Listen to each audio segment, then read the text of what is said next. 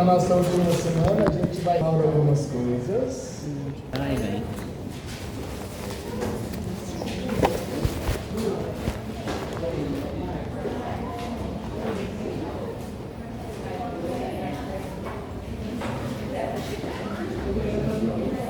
Podemos brincar?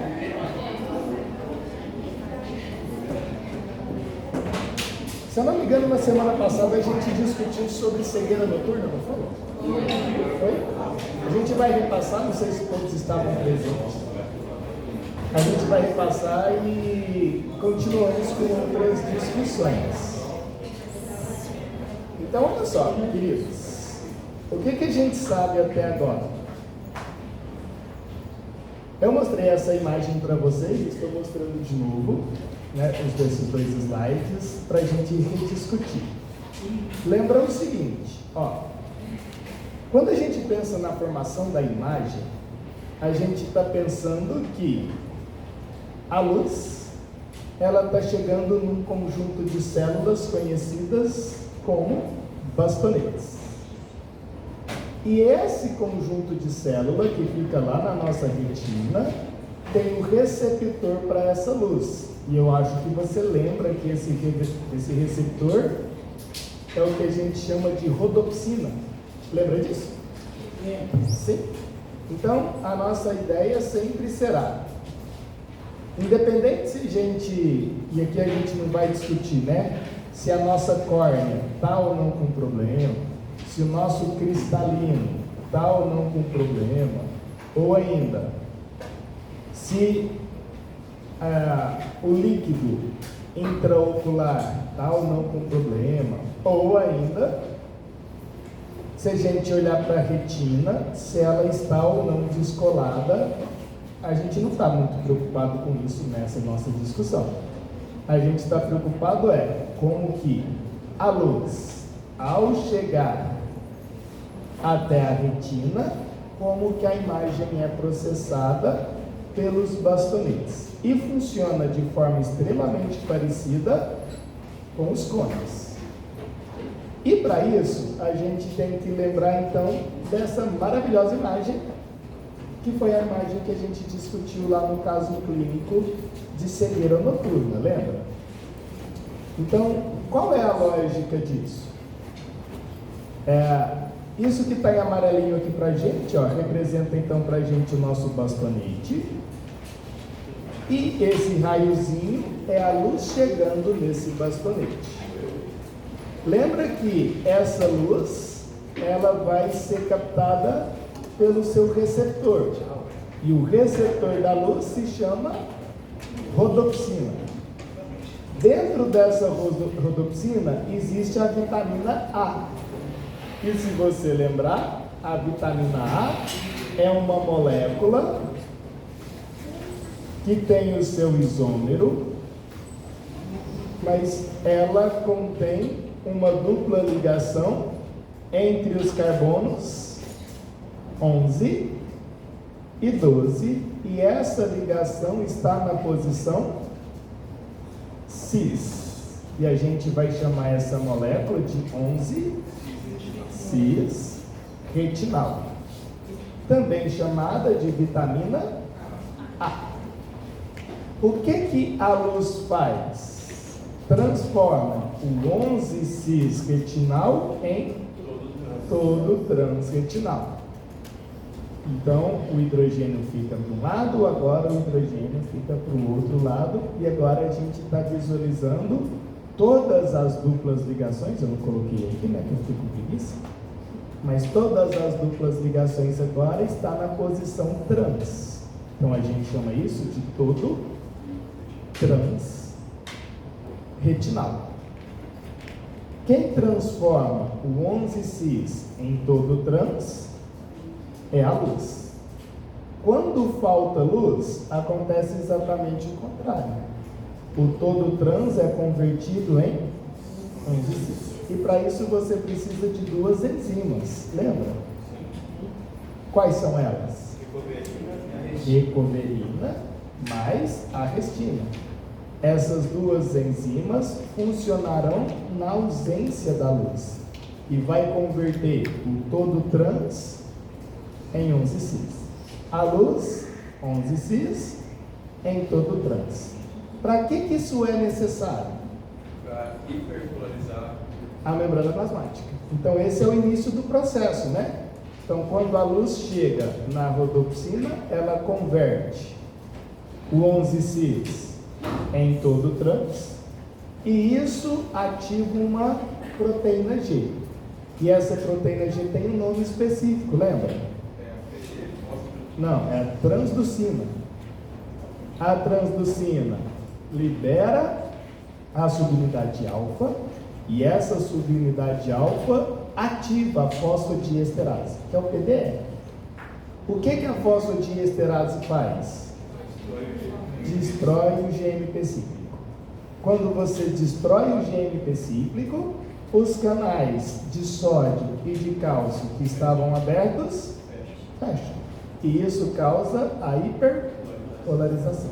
E é justamente essa hiperpolarização que é o sinal que está passando pelos bastonetes, pelos neurônios associativos, até chegar no nervo óptico para ir para o nosso cérebro. Então, é uma informação que vai ir via nervo óptico até o nosso sistema nervoso, e aí a gente tem a formação da imagem. Bem, claro que isso acontece de forma extremamente rápida, tipo, muito rápido, muito rápido, muito rápido. E aí o que vai acontecer então é, se a pessoa tem o que a gente chama de hipovitaminose, e se tiver faltando a vitamina A, ela vai ter um problema conhecido como cegueira noturna. O que significa isso? Significa que o 11-cis retinal não será convertido em todo trans porque falta ele. E se falta ele, não existe a ativação da transducina, da fosfodiesterase e a hiperpolarização.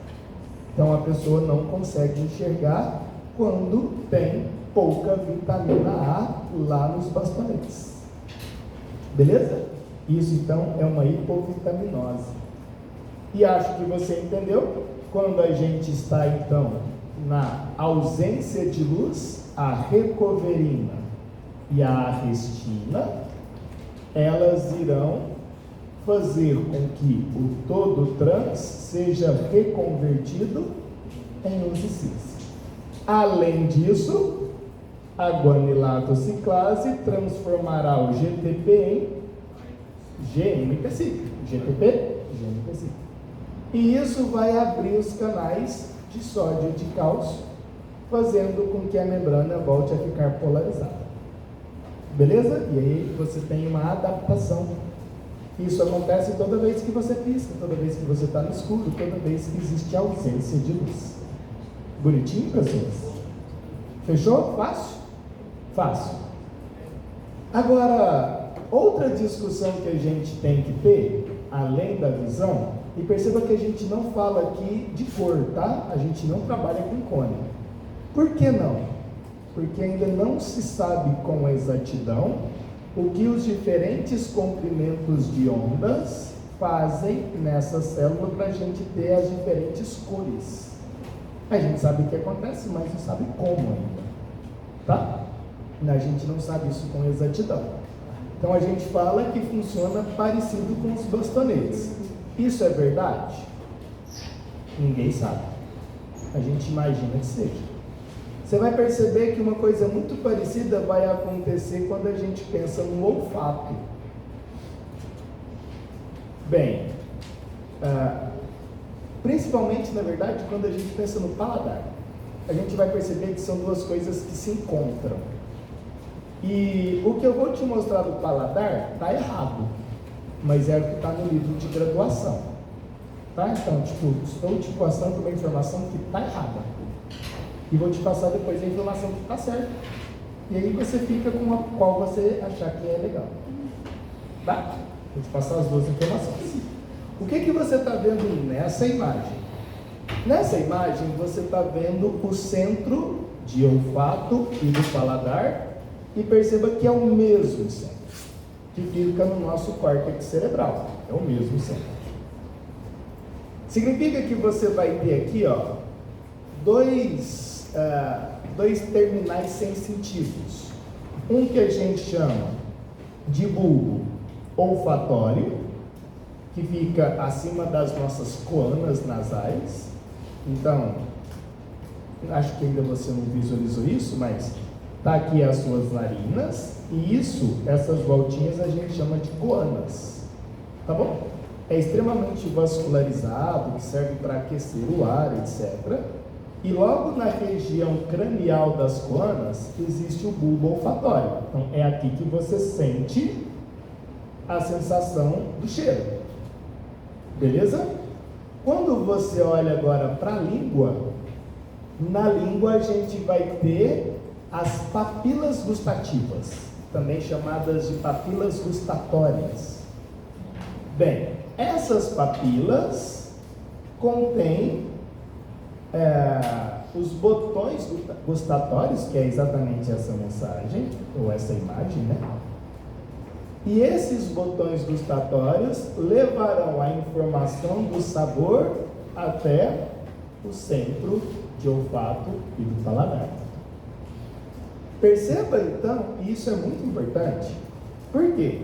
Porque a gente sabe que quando você está gripado, por exemplo, você deixa de sentir cheiro. E automaticamente você deixa de sentir sabor. O Covid parecido. Mas na verdade o Covid a gente não sabe exatamente onde que ele destrói. Certo? A gente acredita que é nesses nervos que levam o centro olfatório até o centro, o bulbo olfatório até o centro do olfato. A gente não sabe exatamente que célula que morreu aqui. A gente sabe que morreu. Então é muito comum as pessoas, ao pararem de sentir cheiro, também parar de sentir sabor. É muito comum essas duas coisas estarem associadas. Por quê? Porque é o mesmo centro de informação para processar essas duas vias sensitivas. Tudo bem até aqui? Fácil? Fácil. Bem, como é que vai acontecer então a brincadeira? Basicamente você tem duas glândulas, ou dois grupos de glândulas que ficam, vou colocar 3 grupos de glândulas, que ficam nas nossas fossas nasais e na nossa boca. Então você vai ter glândulas mucosas, glândulas serosas e glândulas salivares. 3 tipos de glândulas. As glândulas mucosas e serosas ficam no nosso aparelho respiratório. Tá bom? Quando você tem infecção viral ou infecção bacteriana, as glândulas mucosas e serosas aumentam a sua atividade. Por quê? Porque as glândulas mucosas e serosas vão liberar substâncias, e aí entenda essas substâncias como proteínas, que têm papel de destruir vírus mais bactérias. E se você quiser, até protozoários. Então, é comum, quando você está gripado, que as glândulas mucosas e serosas comecem a trabalhar mais do que deveriam. Isso é comum. Além disso, quando você pega uma infecção bacteriana, a proliferação de bactéria dentro do seu corpo é muito alta sempre. E aí, quando você tem um muco amarelado, é a junção de resto de bactérias mais o muco. Então, quando você junta bactéria mais muco, você tem uma secreção amarelada. Se for uma infecção viral, então, restos de vírus mais muco e mais serosa é uma secreção translúcida. Então, pela coloração da secreção do seu paciente, dá para sugerir se o tipo de infecção que o paciente está é de origem bacteriana ou é de origem viral. Então, se tiver uma coloração amarelada, tipo placa. Se tiver uma coloração amarelada, bactéria. Se tiver uma coloração translúcida, indica vírus. Tanto um quanto o outro aumenta a secreção tanto das glândulas serosas quanto das glândulas mucosas. Tudo bem? Da mesma sorte quando você pensa nas glândulas salivares. Bem, as glândulas salivares são divididas em 4 principais, lembra? Parótida, sublingual, submandibular e as espalhadas por todo o nosso assoalho da boca. Essas glândulas salivares, claro, produzem a saliva. E, dentre os constituintes da saliva, também existem proteínas que servem para matar vírus, bactérias, protozoários, etc. Bonitinho? Bonitinho. O que a gente percebe? Primeiro vamos olhar o olfato. Dá uma olhadinha para essa imagem, por favor. Você vai perceber que é bem fácil. Bem, isso é o que a gente entende hoje em dia. O que a gente está visualizando aqui? Ó? Isso que está em amarelo um pouquinho mais claro é o nosso muco. Então foi produzido pelas glândulas mucosa mais serosa. Beleza? E o que você está visualizando nesse amarelo mais escuro é a membrana celular do nosso nervo olfativo. Então aqui é a nossa membrana celular. E você vai perceber que é bem simples, porque a gente já viu isso só 1 milhão de vezes. Esse ozinho representa a molécula odorante. E essa molécula odorante tem que interagir com o seu receptor. Então esse OR significa receptor do odorante. Perceba que esse receptor está associado mais uma vez à nossa amada proteína G. Tudo na vida é proteína G. E aí essa subunidade alfa ativou a adenilato ciclase, que transformou o ATP em AMP cíclico. AMP cíclico, proteína quinase A, como a gente já sabe, e isso fez com que o canal de cálcio que estava fechado abrisse. E aí a gente vai ter uma entrada do íon cálcio. Agora, o próprio cálcio abre o canal de cloro. E o cloro que estava dentro da célula sai. Essa entrada de cálcio, saída de cloro, é a despolarização para que você tenha a percepção de cheiro. E aqui tem uma coisa que a gente ainda não sabe. A gente não sabe. Porque claro que existem diferentes sensações de cheiros. E a gente não sabe como que exatamente cada sensação de cheiro faz dentro do nosso nervo olfativo. A gente não sabe se é um problema de frequência de despolarização em ondas ou se é diferentes receptores. A gente ainda não tem essa certeza, tá bom? Bem, então, perceba o seguinte, essa molécula odorante, ó, ora ela consegue se ligar ao receptor sem o auxílio de nenhuma molécula carreadora, ora ela precisa da molécula carreadora. Aqui a gente tem 2 observações para fazer. Primeira observação é se a molécula odorante ela for polar ou apolar. E aí a gente tem que pensar isso também no nosso muco, se ele vai ser polar ou se ele vai ser apolar, porque isso pode mudar, tá? Tanto o nosso muco pode mudar, quanto a molécula odorante pode mudar.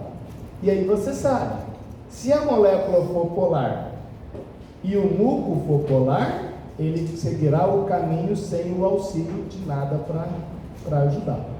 Agora, se a molécula for apolar e o muco polar, ela precisará de um carreador para conseguir atravessar todo esse muco e chegar no seu receptor. E aí a gente vai assim, de forma geral, pensar na seguinte ideia: se uma pessoa está gripada, e se essa gripe for viral, o muco ele é translúcido. E translúcido significa que ele tem uma alta concentração de moléculas polares. Então, tende a ser polar. Pode repetir a questão da molécula polar? É isso que a gente está fazendo.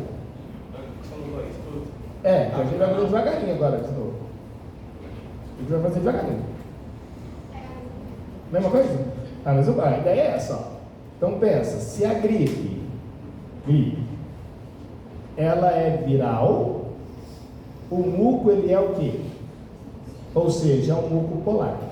Aí a molécula, se a molécula for polar, ela não vai precisar de nada para conseguir atravessar o muco. Mas se a molécula for apolar, aí ela vai precisar de um carreador. Percebeu que ele repetiu? Mas o muco é polar de qualquer forma. Agora, se a gripe ela for bacteriana, aí o muco ele vai ser amarelado. Por que ele vai ser amarelado? Porque ele tem resto de bactéria. E resto de bactéria faz com que a polaridade diminua, porque tem muito debris celular, porque tem muito membrana plasmática. Beleza? Então a gente vai ter uma característica mais apolar. Isso, claro, que é de forma geral. Então, nossa, o muco da pessoa é muito amarelado. Significa que tem mais característica apolar do que polar. Não, o muco está muito translúcido. Tem mais característica polar do que apolar. É só você pensar se ele parece com a água, translúcido, ou se ele parece com óleo, amarelado, apolar. Beleza? Isso, mais uma vez, isso é de forma geral. Só para a gente pensar nisso. E aí, dependendo então, olha só, da composição do muco, a molécula odorante pode ter maior facilidade ou menor facilidade para chegar no seu receptor. E claro, se ela tiver maior facilidade, você sente o cheiro com mais intensidade. E se tiver menor facilidade, você não sente o cheiro.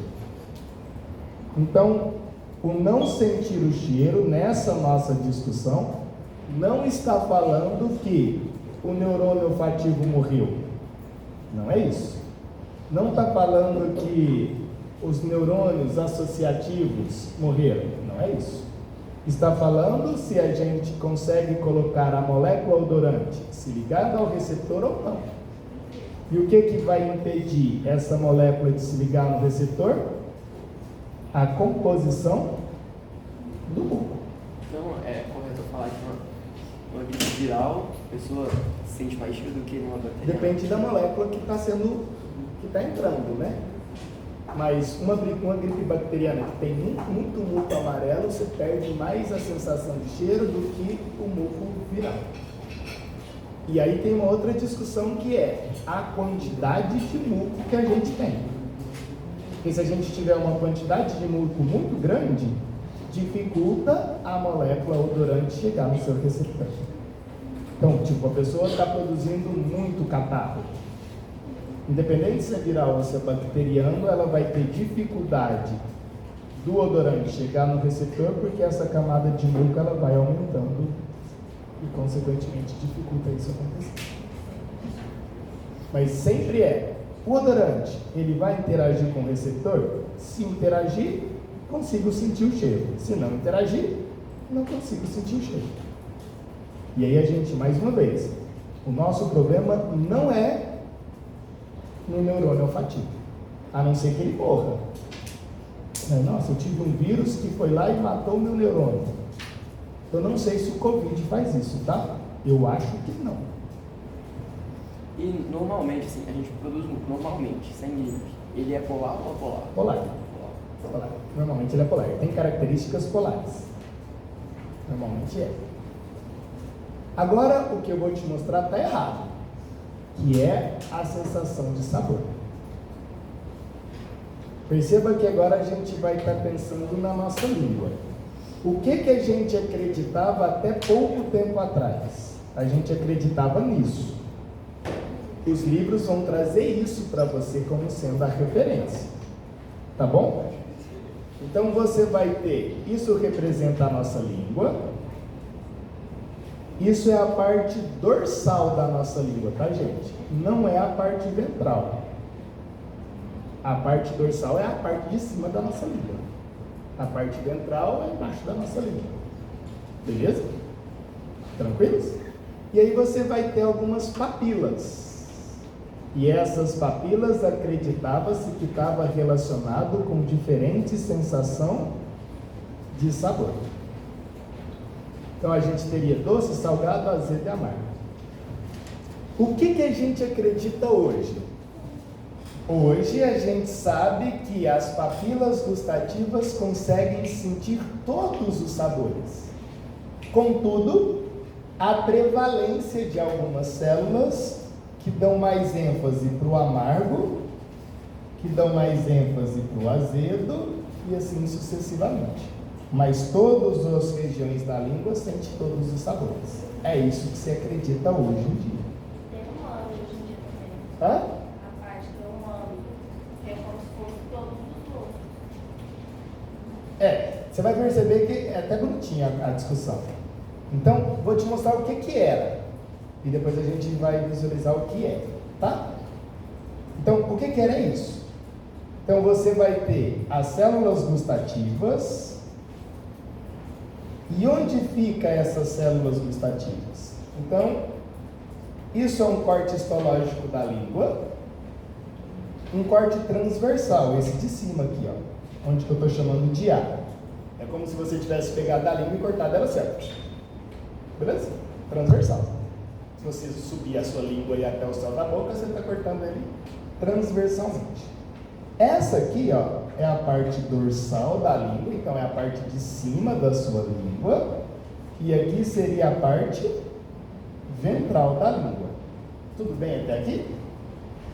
Nessa parte dorsal, a gente vai ter as diferentes papilas. E nessas papilas, a gente vai ter a possibilidade de ter os botões gustatórios ou não. Então, a gente vai ter 4 papilas. A primeira delas é essa aqui, ó. Essa de baixo. Eu estou chamando. Então, essa aqui vai ser o meio da sua língua. E aqui é a parte de cima da língua. A região dorsal que você olha no espelho e vê. Tá? E cada uma disso aqui, ó, não sei se vou mudar de cor aqui, vou colocar, sei lá, acho que amarelo fica mais evidente.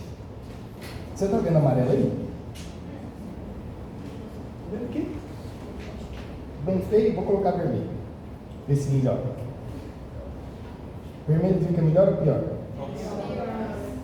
Pior? Branco? Branco? Será que tem branco? Branco. Branco, bom. Fica, né? Mais ou menos. Então, ó, o que a gente está vendo aqui, ó? Isso que eu estou fazendo uma ondinha aí, ó, isso a gente chama de papila filiforme. Tudo isso que está do lado externo, que eu estou colorindo de branco, ó, é queratina. Isso é queratina. Tudo isso é queratina. Eu estou colorindo de branco. O que significa? Que a molécula de sabor, ela não consegue atravessar a queratina. Se ela não consegue atravessar a queratina, não tem sabor. Significa que as papilas filiformes não lhe dá sabor. E você tem 90% da sua língua coberto por papilas filiformes. Elas são ásperas, tá? Agora, o que você está vendo aqui, ó, são as papilas fungiformes. Eu estou circulando aí para você. Isso aqui, ó, é o aumento das papilas fungiformes. E essas papilas, isso que eu estou circulando aqui, ó, é o botão gustatório. Essa papila, diferente da filiforme, ela não tem queratina aqui em cima. Então não tem queratina. Aí significa que a molécula de sabor consegue chegar nessa papila. Olha uma outra papila. Isso aqui, ó, a gente chama de papilas foliáceas, esses quadradinhos aqui, ó. Nessas papilas foliáceas, isso que eu estou colorindo em vermelho, ó, a gente chama de canalículos. Qual é o nome Canalículos da papila? foliáceas. Então, a molécula de sabor tem que entrar dentro desses canalículos, que é isso aqui em maior aumento, ó, canalículo. E aí, ó, de cada lado desse canalículo, estou circulando em azul para você, ó, existem os botões gustatórios, ó. Então, a molécula de sabor tem que chegar aqui e interagir com os botões gustatórios para que você tenha a sensação de sabor. Se você perceber um pouquinho mais, olha para esse aqui que eu estou chamando de C. Olha para esse quadrado. Eu vou colorir para você. Ó. Você consegue perceber que isso aqui, ó, é uma célula. Aqui é outra célula. Terceira célula. Você consegue ver isso? O que a gente acredita hoje em dia? Que cada uma dessas células é responsável pela sensação de um sabor diferente. Cada uma dessas células. Como que chama as papilas da queratina? Filiformes. Filiformes? É. Aí você tem as fungiformes, as circunvaladas e as foliáceas. Mas é exatamente essas que a gente acredita, cada uma delas, sendo responsável pela sensação de um sabor diferente. Aí, mas o que que está no livro? O que está no livro é isso. E olha só, você vai perceber que não tem dificuldade. É a mesma discussão que a gente já teve, ó. S de sabor, interagiu com o seu receptor que está associado a qual proteína? Não muda.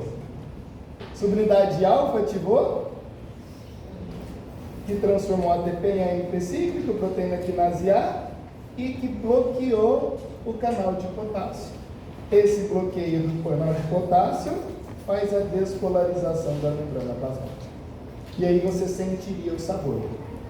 Bem, isso é o que a gente entendia. O que a gente acredita hoje? Então, foi publicado no ano de 2020 uma revisão numa importante revista mundial, no ano de 2020, perceba, você já era vivo nessa época.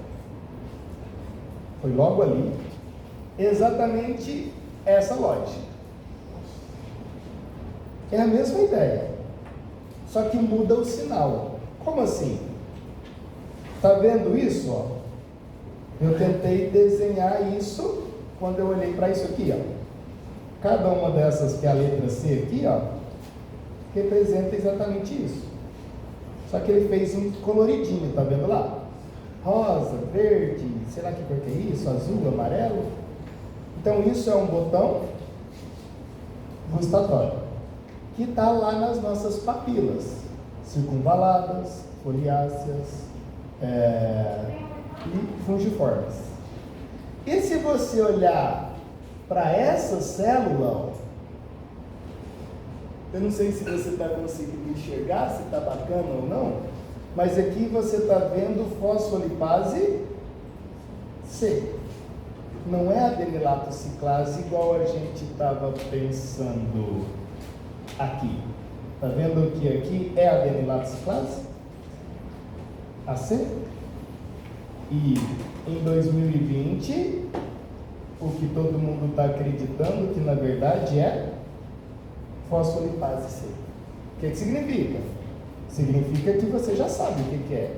Chega o sabor, interage com o receptor, que está associado à proteína G, subunidade alfa ativa fosfolipase C, que quebra o lipídio de membrana, PIP2 em diacilglicerol e IP3, diacilglicerol continua lá na membrana plasmática e o IP3 libera o íon cálcio. E esse íon cálcio, esse aumento do íon cálcio é o que despolariza a membrana plasmática para que você tenha essa informação passando por todas as nossas células até chegar ao centro do sabor, que é o mesmo do centro respiratório. E mais, eles agora perceberam que cada uma daquelas células está responsável pela sensação de um tipo de sabor.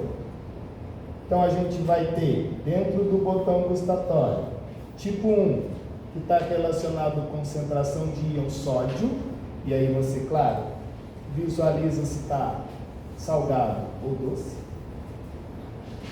Azedo, e aí é os prótons, que é captado pela célula do tipo 3.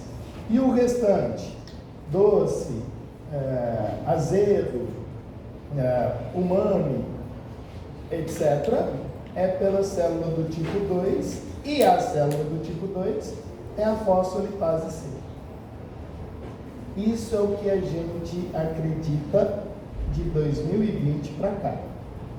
O que o livro traz não é isso. Então eu não te cobro isso na prova. Por que não? Porque na nossa bibliografia básica não tem esse artigo. E aí você pode falar assim: nossa, errei a questão, quero que anula ela. Porque o certo que o livro traz é isso. Mas saiba que o que o livro traz já está desatualizado. Só que a gente ainda não pode cobrar isso de vocês, porque não é o nosso livro-texto. Mas aí você vai cobrar o errado? É o que está no texto. Aí cobra assim. É só não cobrar, né? É só, Mas se cobrar, se tiver, é esse que vale, mesmo sendo errado, porque esse está no nosso Mas tá livro-texto. errado, né? Eu quero que tá certo. Não, isso é foda. Eu sei que é foda, mas a ciência é assim. Então, Mas basicamente, você sabe que, tipo, você vai ler isso lá no livro e falar: ih, tô lendo uma coisa errada. Imagina o tanto de outras coisas erradas que estão lá. basicamente o que mudou é o segundo mensageiro, então. É a fosfolipase C, né? Não é assim. Você vai perceber que, na verdade, daqui uns anos, eles vão juntar as duas coisas. Vai falar que algumas células é adenilato ciclase e outras células é fosfolipase C. Certeza que eles vão fazer isso. Aí ninguém fica errado, todo mundo fica certo. Certeza que vão fazer isso. Então perceba que a gente visualizou, ó, visão, a gente brincou um pouquinho de paladar e um pouquinho de olfato. A gente não discute audição, tá? Porque não tem a ver muito com bioquímica, tem a ver com impulso, ondas sonoras, aí é outra discussão. A gente já viu na aula passada um pouquinho sobre epitélio, não viu? Células epiteliais, etc. Mostrei até para vocês câncer, se eu não estou enganado. Espero que tenha feito isso. E aí a gente então faz agora um checklist de tudo que a gente viu para você ir estudando para a nossa prova. Por quê? Na semana que vem a gente vai fazer tipo uma tira dúvidas, tá bom? Então a semana que vem a gente fica brincando de tira dúvidas, porque na outra semana é prova. Só que na semana que vem, na quinta-feira, uma hora dessa, eu acredito que não terei público. Como não? Eu queria muito ser mais legal do que a seleção brasileira, mas acho que será difícil. Vamos na Ju, a aula é lá. Sou mandado embora. Depois das 3 posso ir, antes das 3 não. Porque vai ter aula, parece que até às 3 horas, não é isso? E aí parece que o jogo é 4 horas e aí 3 horas estaríamos liberados. Aí eu não sei se vocês virão, se vocês não virão, então eu vou fazer um checklist hoje E aí, quem for vir na semana que vem, saiba que é para tirar dúvidas. E aí, quem não for vir, bons jogos. Beleza?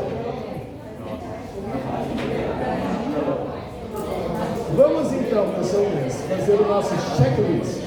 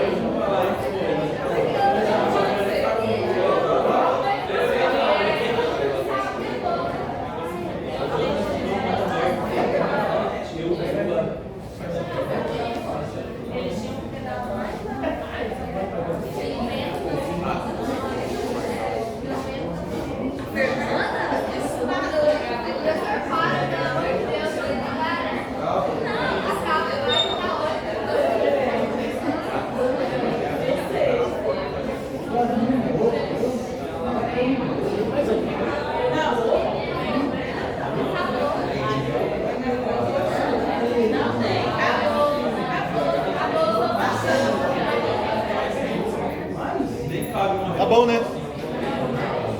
Acabou? Pode ser.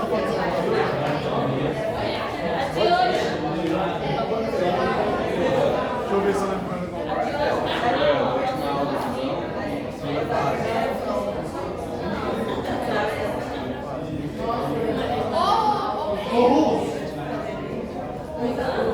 eu vou tirar foto do computador.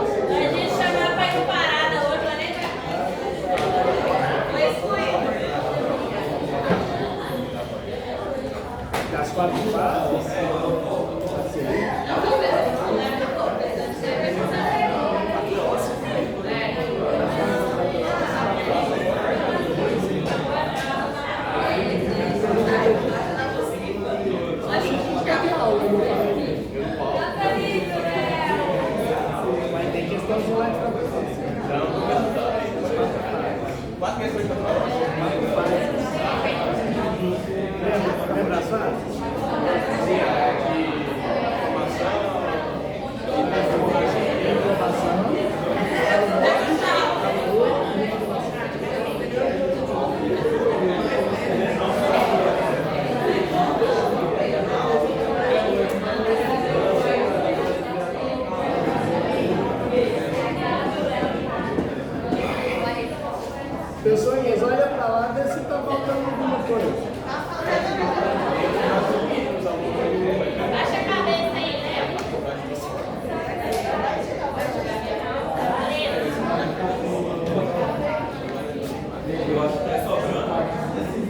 sobrando coisa. Não precisa disso tudo. Também acho que não. Você não ouviu, vou repetir, nós deixamos a mãe parada hoje, eu vou lembrar.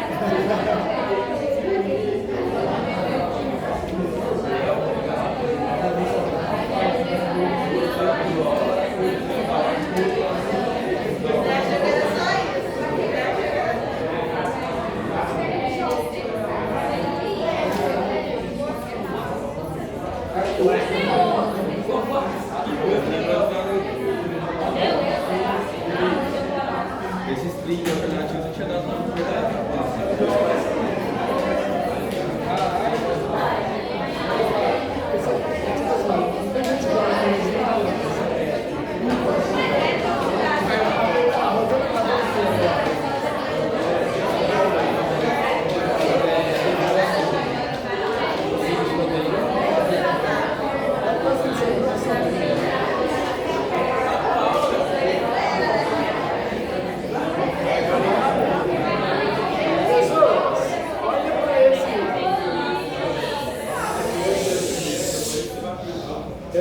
Como eu sei que vocês não virão semana que vem, tirando algumas pessoas que estarão comigo aqui, e eu vou ficar bem grilado. Ai, beleza. Olha pra lá e vê se você tem dúvida em alguma dessas coisas. Sim. O quê? Desde o 1 até ali o 6. Até essa parte eu vou levar. Esse precisa ter cobrado isso. Hã? Qualquer parte precisa vai só tipo. Ah, dá um. Mas como é que acontece a desvalorização do músculo? É só o motor, assim. A coisa da cãibra, você